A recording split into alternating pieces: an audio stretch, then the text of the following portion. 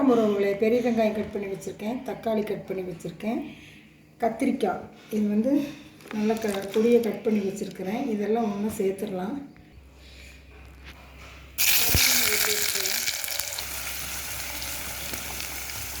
இது நல்லா வணங்கிட்டோம். வெங்காயம் வணங்கிச்சு, கரம் மிளகா சேர்த்துக்கலாம், கத்திரிக்காய் சேர்த்துக்கலாம்,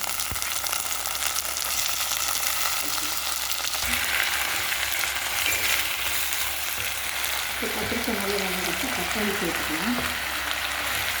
தேவையான உப்பு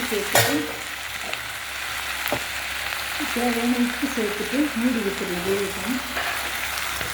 சீரகம் சேர்த்துக்கலாம். சீரகத்தில் வந்து நல்லா கசக்கி உப்பு போடணும்னு சொல்லுவாங்க, அது போடுவேன். மஞ்சத்தூள் சேர்த்துக்கலாம்.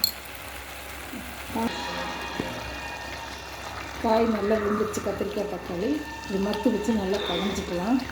ஒவ்வொருத்தர் காயாகவே வச்சு சாப்பிட பிடிக்கும். நல்லா கடைஞ்சிக்கலாம். இது கூட மல்லி சேர்த்துக்கலாம். கடைஞ்சி பரிமாறிட்டு காமிக்கலாம். தக்காளி சட்னி, கத்திரிக்காய் தக்காளி சட்னி ரெடி ஆகிடுச்சு.